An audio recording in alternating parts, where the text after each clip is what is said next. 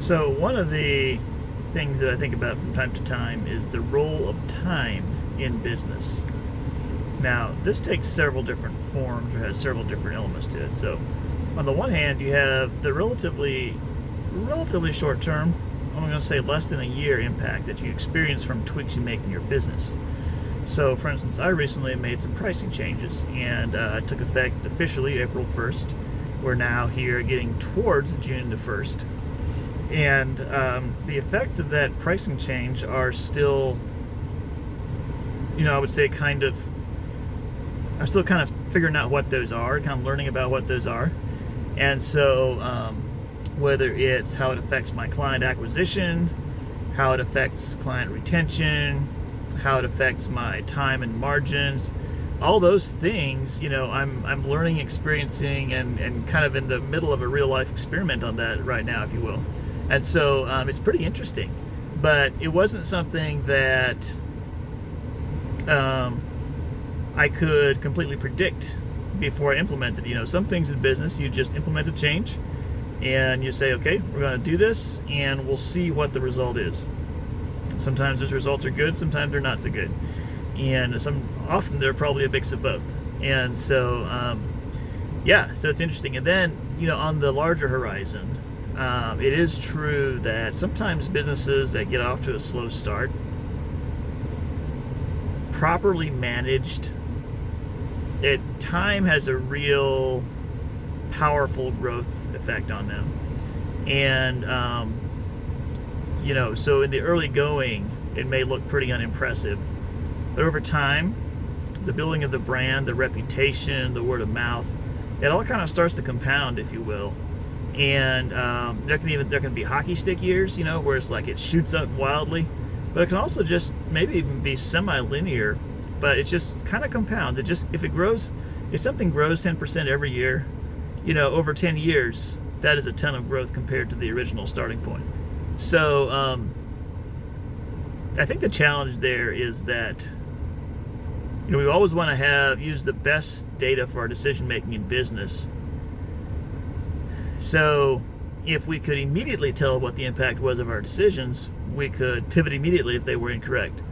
The challenge with the whole pivot quickly idea is that in cases where time is a major variable, and then if you pivot too soon, you may not have adequate data or if you make a decision too soon on whether or not to pivot, you may not have adequate data to know if you're making a smart decision. So that's one of the challenges, one of the things you need some judgment for, one of the challenges. But I think there are some general rules of thumb. Like, for instance, I would generally say, like, in the first, usually the first year or two of business, I think you learn if there's some demand, if there's some market for your product. Like, if you go a year or two and there's zero interest in your product, and then I think that tells you, like, you really need to retool what you're doing. If there's good interest but there's no margin, and then you adjust to make sure that there's margin, and then you see if there's still interest, right? But I'm not as worried about that because you've proven some level of demand for your offer. Now it's a matter of kind of matching it, tweaking it to the market, and so forth. So I would say, given a year or two to see if there's some demand for your service. Now, even if there's not a huge demand, but it's like a kind of a solid demand. So like you have a few clients that love what you're doing, what you're offering, even though it wasn't a full pipeline, you weren't completely busy. And then I would still say, okay, there's potential here, right? And then, obviously if it blows up right away and it's like huge and just you're scrambling to keep up, then obviously, you've probably got something great. But I think then there's also such a thing as, like, there's another metric is customer acquisition, right? So, well, okay, let me back up. So on the profitability thing, even if you're not profitable initially, if you've got good potential, if you got good sales at lower price points, there's a strong chance you can figure out something to keep those sales reasonably strong at a higher price point.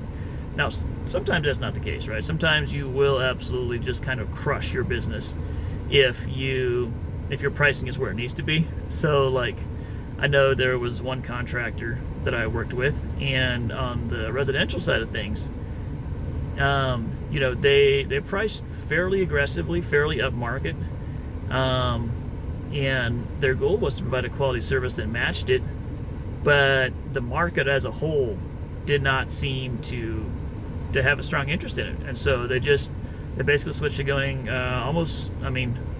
pretty much all their efforts towards commercial, because that's, aside from a trickle on the residential side, the commercial was just how their margins and how their setup seemed to work the best. So that can happen, to where at some points, you simply can't participate in a market because the margin's not there for you. But anyway, so when it comes to time, I think being deliberate about the changes you make is very good. And so, for instance, let's say on this pricing change, I could say, I've essentially said, hey, these are my 2024 prices. Now, could I adjust them before the end of the year? I suppose I could, but I've set that expectation with some of my clients that, look, this is a 2024 pricing, so I do plan to stick it out and see how it goes. And so far, I'd say it's been pretty positive.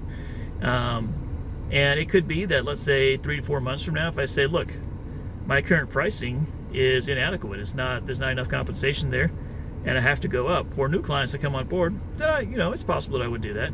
But most likely, I'll stick it out, and hopefully by the end of the year, I'll have a better handle on the outcome. So I think having a sort of a deliberate cadence of, like, we're going to make this switch, we're going to let it remain in place this long based on these factors, and then we'll reconsider. I think you want to find that happy medium on terms of how quickly you make pivots.